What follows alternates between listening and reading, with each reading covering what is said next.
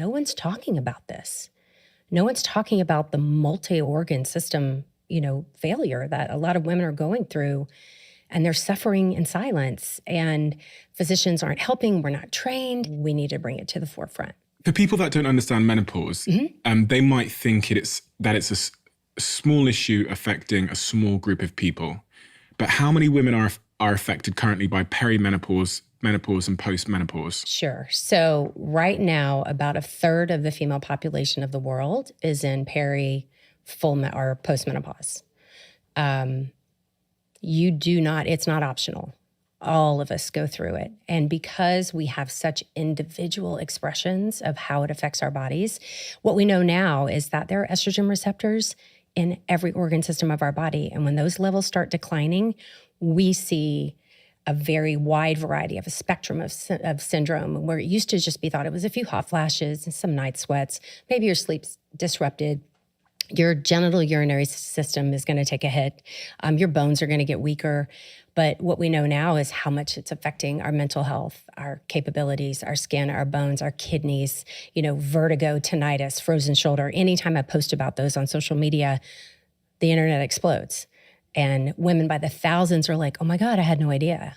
And just the validation piece was so huge for them because they've been dismissed for so long and told it's all in their head. And if we think about from sort of peri to postmenopause, what is that sort of typical, and I know that's a tricky word to use, but what is the sort of average typical age range? And then also, what is the sort of more possible age range? So it could start between this age and this age. So in the US and in most of Europe, the average age of menopause, which means 1 year after your last menstrual period, is 51. Perimenopause, which is when your body recognizes there's some declining estrogen levels and you're beginning to be symptomatic, can start 7 to 10 years before that. So normal menopause is still 45 to 55. And so if you do the math and back that up 7 to 10 years, it is completely reasonable for a 35-year-old woman to begin to experience some of the symptoms of perimenopause. So let's start with, what is it? And I would love you to explain this to me like I'm a 10-year-old. Okay. Because I'm sure there's a lot of people that are, both men and women, that aren't fully. So we're going to talk about gonads, right? What's gonads? Gonads are so in men, it's the testes. Okay. And where you're making your genetic material to, where you're making sperm, right? And in a female, it's going to be ovaries. Her ovaries. So the big differences between male and female and how that process happens is that males make their genetic material fresh constantly the minute they go through puberty until basically they die, unless they have some medical issue. Females, on the other hand, our eggs develop while we're in utero in our mothers. So while we're in the womb, she's 5 months pregnant with us, we have our maximum eggs that we're ever going to have. And those are meant to last us until we go through menopause. And so they lay dormant until we go through puberty, and then they wake up again and we start ovulating. So we have this monthly in a healthy person, cyclical, hormones rise and ebb and flow with our cycles each month. We have a period, you get pregnant, you don't get pregnant, and the whole process starts over again. Well, because we're born with that egg supply, through time, we're decreasing the amount and the quality of those eggs. So when a woman hits the age of 30, she is down to about 10% of the egg supply that she had at birth. And when she's 40, it's down to about 3%. And it gets harder and harder for that ebb and flow of the natural hormones to do its job. And we start seeing fluctuations in her periods, and then organ systems that are beginning to notice the lack of estrogen. Estrogen is a really powerful anti-inflammatory hormone in most of our body systems. So the musculoskeletal syndrome of menopause is really starting to be talked about quite a bit now. And we're looking at things like frozen shoulder, arthralgias, generalized aches and pains, and most physicians aren't aware of this. Most know about hot flashes and night sweats and sleep disruption, but now that we're really opening the conversation as to how many organ systems are affected, we are seeing people coming out of the woodwork just so happy to know that they're not crazy and they're being validated. And what's happening at these sort of 3 stages? So we have the perimenopausal stage, which is, from what I've understood there, when estrogen levels start to drop. Right. So we start seeing disruptions in the force. So instead of that nice monthly estrogen surge with ovulation and then the progesterone goes up, we start the elongation sometimes, or they even get closer together. I call it the zone of chaos. What used to be a very reproducible, dependable system starts failing. So some women will have irregular periods, meaning they're spacing out, they're skipping periods. Others will have really heavy periods, like hemorrhagic almost. And again, individual, the way the body reacts to this is very individualized from patient to patient. Doctors love something that follows a list, a checklist, right? We have all of these complicated things we have to learn, and we have these checklists, but menopause, it's like pinning the tail on a moving donkey. And in perimenopause, it's very, very chaotic. Estrogen surges, then it goes away for a while. Like a woman in perimenopause can feel completely fine for a few months. Everything goes haywire. Then she's fine again, and not only is her estrogen declining, her testosterone is declining as well. So we're seeing loss of muscle mass. We're seeing changes in her sexual function. We're seeing decreased strength. There's some really good studies showing how testosterone also affects our mental health and our cognition as well. Why does this happen? From a sort of like an evolutionary or... So the anthropologists have looked at this heavily, and there's only a couple of species in the world that go through menopause. Humans are one.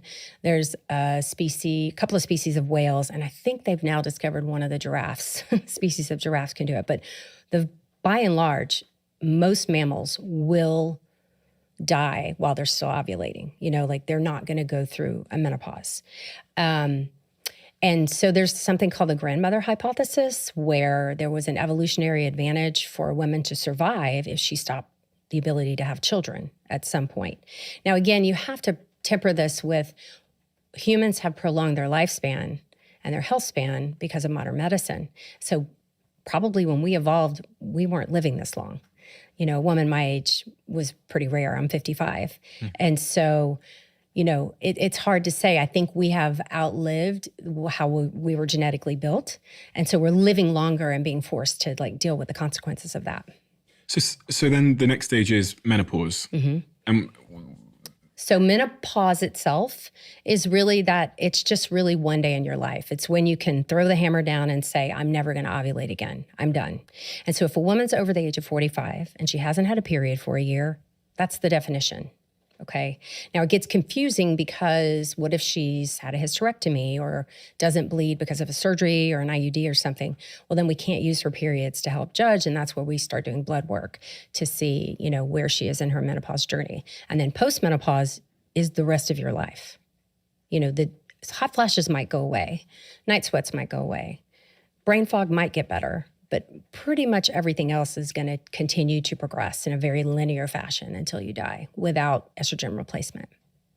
To put it lightly, you seem somewhat dissatisfied with the current set of answers that the medical field, but just society at large are offering for women in the sort of peri and post and menopausal phase of their life. And I've sat here with a lot of women who are experiencing menopause at one stage or the other, and they also seem to be at a loss for answers. I was sat here 2 days ago with a very, very successful woman who, has all the resources in the world, and she basically, and this is someone that has all the answers. People come to her because she has the answers.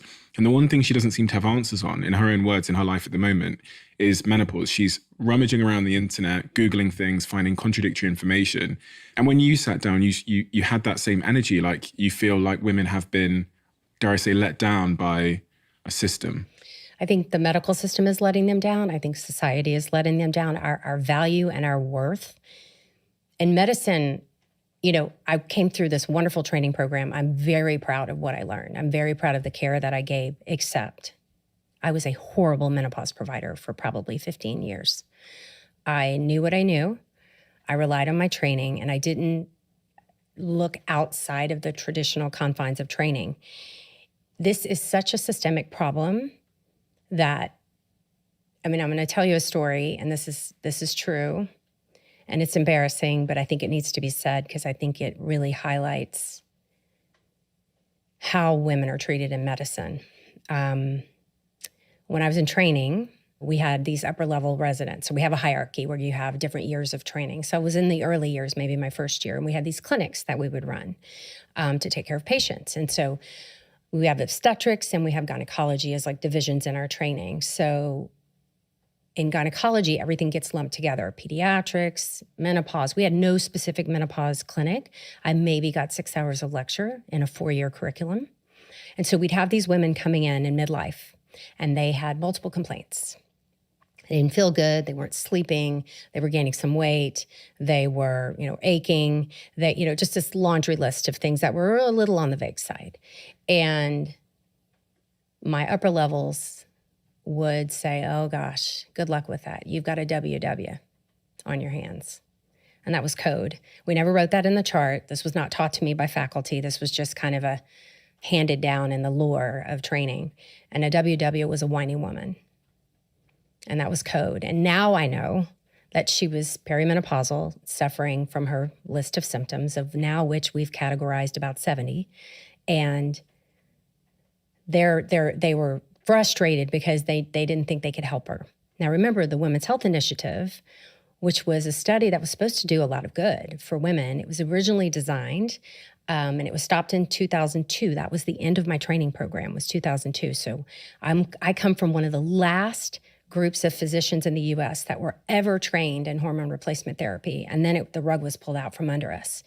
So the WHI, there were mistakes, there was misinformation in the reporting, and there was misinterpretation of the results. All of that has been walked back, re-looked at. We know that for the vast majority of women, hormone replacement therapy is safe and effective and can give a woman her life back.